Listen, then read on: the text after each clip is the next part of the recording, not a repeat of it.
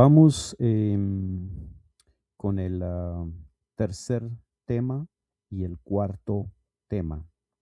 También podemos llamarle reflexión, un estudio, porque son contenidos en que traen información, no mucho, pero información que le ayudará a usted a configurar o figurar la vida, las necesidades de la vida familiar, la fe, las doctrinas, su forma de creer, su forma de entender, de comprender las cosas a través de la Biblia.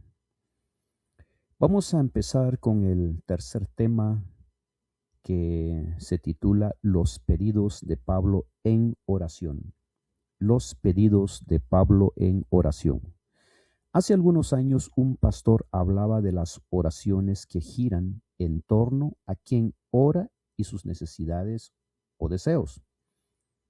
La describió acertadamente como pequeñas oraciones egoístas, ya que Dios tiene en mente cosas más grandes que esas para sus hijos. Vamos a leer un texto en Filipenses 1:9 al 11 dice: y esto pido en oración, que vuestro amor abunde aún más y más en ciencia y en todo conocimiento, para que aprobéis lo mejor, a fin de que seáis sinceros e irreprensibles para el día de Cristo, llenos de frutos de justicia que son por medio de Jesucristo, para gloria y alabanza de Dios. La oración de Pablo pregunta: ¿en qué se centra y qué grandes peticiones incluye? Primera pregunta. Segunda pregunta: ¿qué te dice eso acerca de la oración? Vamos a ver si podemos entender, comprender a través del comentario, de la lectura y también de nuestra opinión.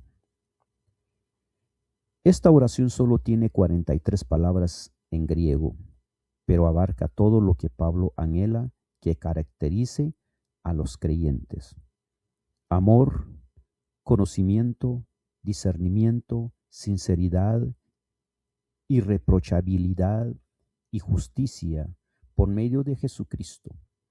En esta oración, así como en las anteriores expresiones de gratitud de Pablo, subyace un énfasis en la iglesia en su conjunto. La oración de Pablo está totalmente centrada en los demás, en el conjunto de los creyentes y en su bienestar. Veamos más detenidamente algunos de los elementos individuales de la oración. Para empezar, la palabra amor.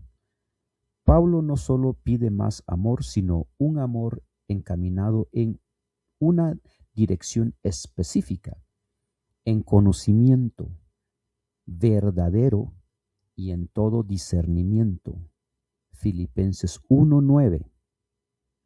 La referencia al conocimiento no se refiere a algo meramente intelectual o meramente a través de ciertos grados académicos, universitarios, a través de un doctorado, de una maestría, sino que implica una comprensión de las cosas espirituales que solo puede adquirirse a través a la comunión con Dios y el estudio de su palabra.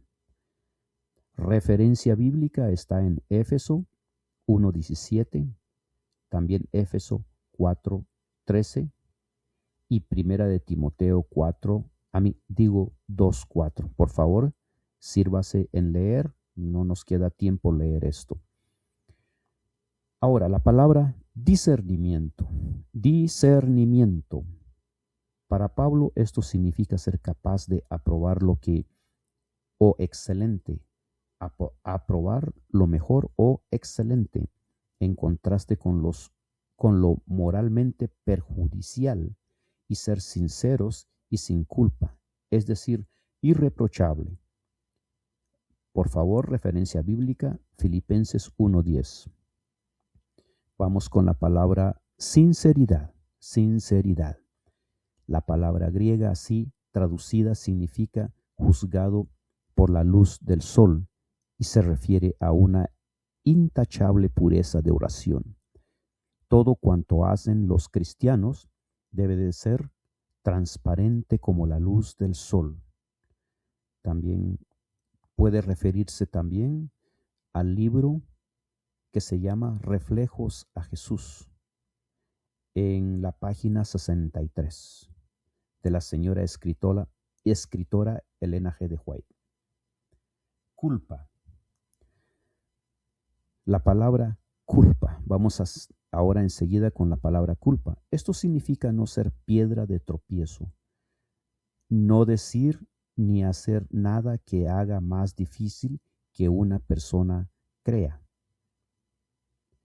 Ahora vamos con la palabra justicia por medio de Jesucristo. Más bien la frase justicia por medio de Jesucristo.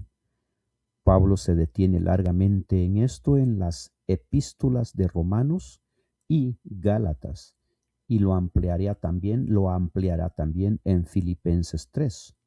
No tenemos justicia propia, sino solo la recibimos por medio de Cristo. Preguntas. ¿Cómo puede nuestro amor abundar aún más y más? Según Filipenses 1:9. Primera pregunta. Segunda pregunta. ¿Por qué es esto tan importante para la vida cristiana? Por favor, referencia bíblica en Primera de Corintios, capítulo 13, versículos 1 al 8. No vamos a leer, no vamos a dar explicaciones amplias en lo que ya hablamos, leímos, comentamos o comentando. Ya ustedes, por favor, vean su Biblia, pidan dirección a Dios para que Él les ayude. Por favor, gracias. Ahora vamos al comentario, la lectura del comentario que dice así. Por su mano de Epafrodito, Pablo envió una carta a los creyentes filipenses en la cual les agradecía las dádivas que le enviaron de todas las iglesias. La de Filipos había sido la más liberal para suplir sus necesidades. Y sabéis también vosotros, oh filipenses, decía el apóstol en su carta, que al principio del Evangelio, cuando partí de Macedonia, ninguna iglesia me comunicó en razón de dar y recibir, sino vosotros solos, porque aún a Tesalónica me enviasteis lo necesario 1 y 2 veces, no porque busque dádivas, mas busco fruto que abunde en nuestra cuenta. Empero todo lo que he recibido y tengo abundancia, estoy lleno, habiendo recibido de Epafrodito lo que enviasteis, olor de suavidad, sacrificio acepto, agradable a Dios. Gracias sea a vosotros y paz de Dios nuestro Padre y del Señor Jesucristo. Doy gracias a Dios en toda memoria de vosotros, siempre en todas mis oraciones, haciendo oración por todos vosotros con gozo, por nuestra comunión en el Evangelio, desde el primer día hasta ahora, estando confiado de esto, que Él comenzó en vosotros la buena obra, la perfeccionará hasta el día de Jesucristo. Como me es justo sentir esto de todos vosotros, por cuanto os tengo el corazón y en mis prisiones y en la defensa y confirmación del Evangelio sois todos vosotros compañeros de mi gracia, porque Dios me es testigo de cómo os amo a todos vosotros. Y esto ruego, que vuestro amor abunde aún más y más en ciencia y en todo conocimiento, para que discernáis lo mejor, que seáis sinceros y sin ofensa para el día de Cristo, llenos de frutos de justicia, que son por Jesucristo, a gloria y loor de Dios. La gracia de Dios sostenía a Pablo en su encarcelamiento, habilitándolo para regocijarse en la tribulación, con fe y con convicción escribió a sus amados filipenses que su prisión había resultado en el adelantamiento del Evangelio. Y quiero, hermanos, declaró, que sepáis que las cosas que me han sucedido han redundado más en provecho del Evangelio. De manera que mis prisiones han sido célebres en Cristo a todos los pretorios y a todos los demás. Y muchos de los hermanos en el Señor, tomando ánimo con mis prisiones, se atreven mucho más a hablar la palabra sin temor. En esa experiencia de Pablo hay una lección para nosotros. Nos revela la manera en que Dios obra. El Señor puede sacar victoria de lo que nos parece desconcierto y derrota. Estamos en peligro de olvidar a Dios, de mirar las cosas que se ven en vez de contemplar con los ojos la fe las cosas que no se ven. Cuando viene la desgracia o el infortunio, estamos listos para culpar a Dios de negligencia o crueldad. Si ve conveniente interrumpir nuestro servicio en alguna actividad, nos lamentamos, sin detenernos a reflexionar que así Dios puede estar obrando para nuestro bien. Necesitamos aprender que la corrección es parte de su gran plan y que bajo la vara de la aflicción el cristiano puede hacer a veces más por su maestro que cuando está ocupado en el servicio activo. Esta frase se encuentra en el libro Los Hechos de los Apóstoles, página 382-383. Gracias, mis amigos. Los invito al siguiente tema. Será el tema 4, número 4. Hola, queridos amigos. Ahora nos toca el cuarto tema. El discernimiento espiritual aplicado. El discernimiento espiritual aplicado. Los filipenses comprensiblemente se angustiaron cuando supieron del encarcelamiento de Pablo. Ahora su trabajo estaría seriamente limitado, ya que no podía viajar, predicar, visitar las sinagogas para enseñar acerca de Jesús como el Mesías, ni establecer iglesias. Por ello, enviaron a Epafrodito para saber cómo está el apóstol, animarlo y asegurarse de que sus necesidades físicas estuvieran atendidas. Y eso se encuentra en el libro de Filipenses de la Biblia, que se encuentra en el capítulo 1 y 12 al 18. Dice: quiero que sepáis, hermanos, que las cosas que me han sucedido han redundado más bien para el progreso del Evangelio, de tal manera que mis prisiones se han hecho patentes en Cristo en todo el pretorio y a todos los demás, y a la mayoría de los hermanos, cobrando ánimo en el Señor con mis prisiones, se atreven mucho más a hablar la palabra sin temor. Algunos a la verdad predican a Cristo por envidia y contienda, pero otros de buena voluntad. Los unos anuncian a Cristo por contención, no sinceramente, pensando añadir aflicción a mis pasiones o mis prisiones, pero los otros por amor, sabiendo que estoy puesto para la defensa del Evangelio, que pues,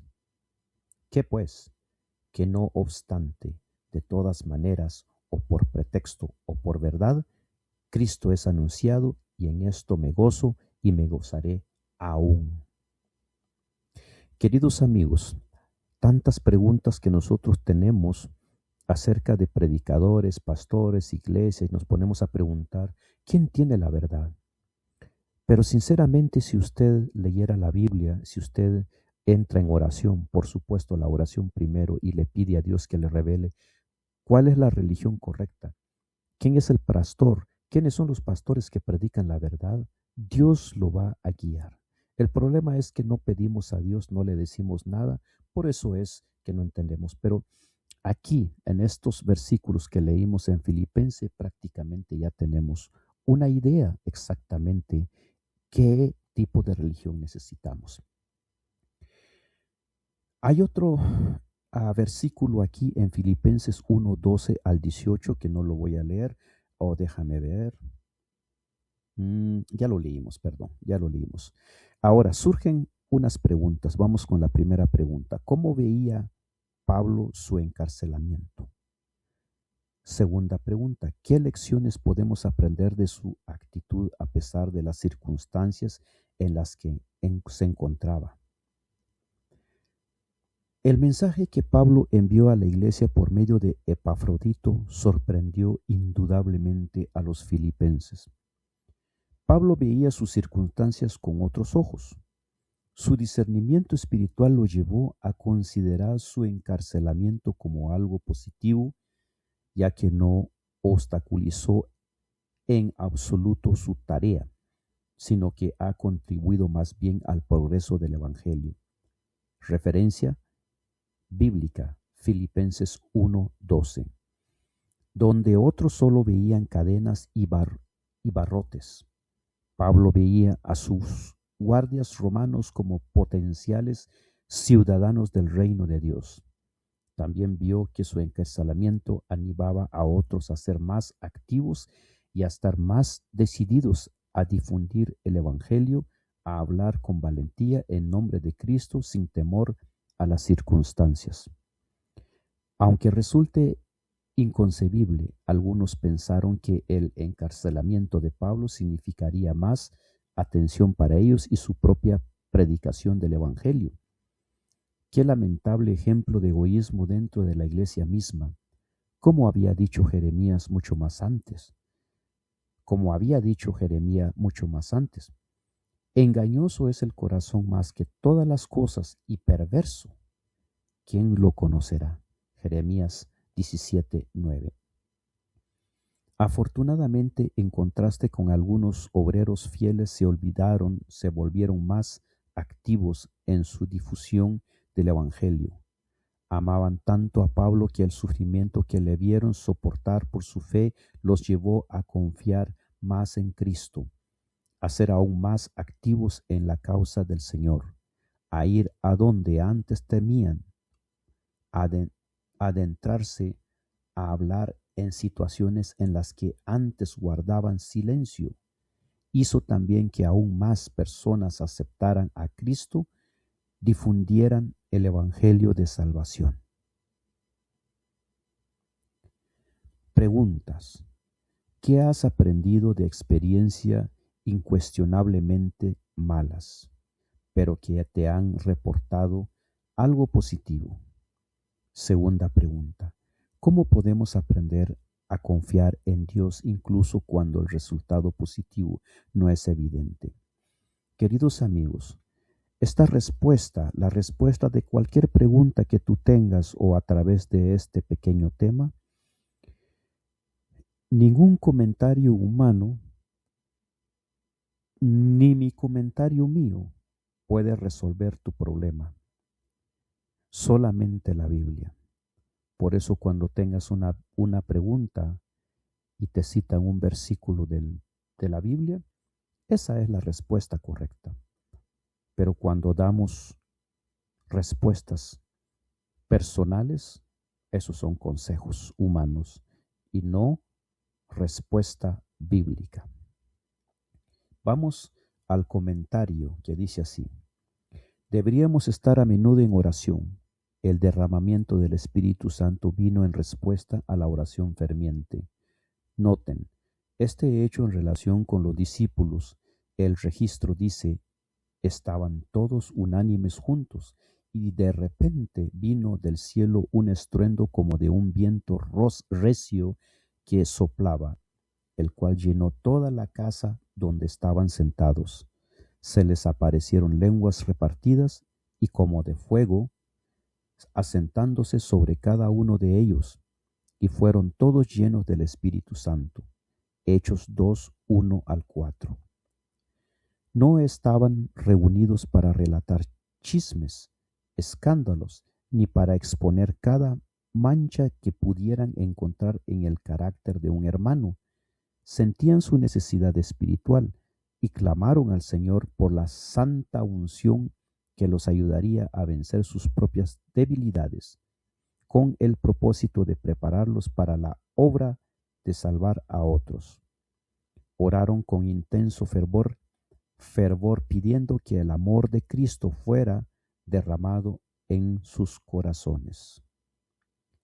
Esta es hoy la gran necesidad en cada iglesia del planeta, porque si alguno está en Cristo, nueva criatura es. Las cosas viejas pasaron, y aquí todas son hechas nuevas. Referencia bíblica, 2 de Corintios 5:17. Lo que es objetable en el carácter es eliminado por el amor de Jesús. Todo egoísmo es expulsado, toda envidia, toda maldicencia es arrancada de raíz y se opera una transformación radical en el corazón, mas el fruto del Espíritu es amor, gozo, paz, paciencia, benignidad, bondad, fe, mansedumbre, templanza. Contra tales cosas no hay ley. ¿Y dónde está todas estas palabras que yo cité? Pues se encuentran en la Biblia. Está en Gálatas 5:22 y 23.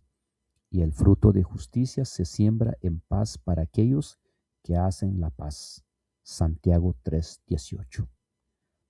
Pablo dice que en cuanto a la ley, en lo que respecta a actos externos, era irreprensible, pero cuando discernió el carácter espiritual de la ley, se miró en el santo espejo, se vio a sí mismo como pecador, juzgado por una norma humana. Eran sin pecado, pero cuando miró en las profundidades de la ley de Dios, se vio a sí mismo como Dios lo veía. Se inclinó humildemente y confesó su culpa. Este párrafo que leí se encuentra en el libro que se titula Recibiréis Poder, en la página 291. Pablo escribe a sus hermanos de Corinto, porque todavía sois carnales, pues habiendo entre vosotros celos y contiendas y disensiones. ¿No sois carnales y andáis como hombres? Pregunta. Se encuentra en la Biblia, en el libro 1 de Corintios 3:3. Es imposible para la mente absorbida por la envidia y la contienda comprender las profundas verdades de la palabra de Dios. Mas el hombre animal no percibe las cosas que son del Espíritu de Dios, porque son locura y no las puede entender, porque se han de examinar espiritualmente. 1 de Corintios 2:14. No podemos entender correctamente ni apreciar la revelación divina sin la ayuda del Espíritu por el cual fue dada la palabra. Los que han sido designados para cuidar los intereses espirituales de la Iglesia deben esmerarse por ser un buen ejemplo sin dar ocasión a la envidia, los celos o las sospechas y manifestar siempre el mismo espíritu de amor, respeto y cortesía que desean estimular en sus hermanos. Deben prestar diligente atención a las instrucciones de la palabra de Dios. Refrénese toda manifestación de animosidad o falta de bondad. Arránquese toda raíz de amargura. Cuando se levantan dificultades entre hermanos, debe seguirse estrictamente la regla del Salvador. Debe hacerse todo esfuerzo por posible para efectuar una reconciliación, pero si las partes persisten obstinadamente en su divergencia, deben ser suspendidas hasta que puedan armonizar. Este párrafo se encuentra en Testimonio para la Iglesia, tomo 5, página 223. Gracias, amigos, por escucharnos, por escuchar la palabra de Dios. Yo les deseo un buen día Y aquí terminamos con el cuarto tema. Será hasta el próximo que sigue, sería el quinto y el sexto. Gracias.